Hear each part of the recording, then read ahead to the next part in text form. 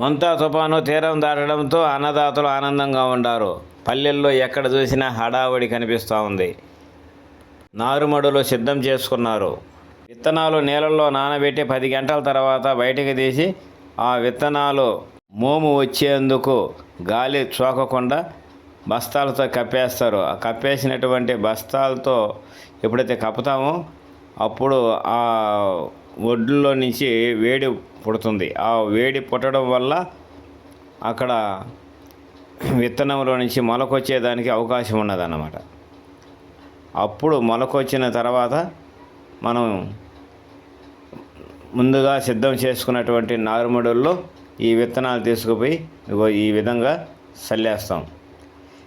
అలా చల్లిన తర్వాత పక్క రోజు వెంటనే ఆ నీళ్ళన్నీ కూడా తీసేసి ఆరగట్టాల. అలా ఆరగట్టకపోతే ఆ విత్తనం కుళ్ళిపోతుంది. ఇక విత్తనం కుళ్ళిపోయిందంటే మొక్క రాదు.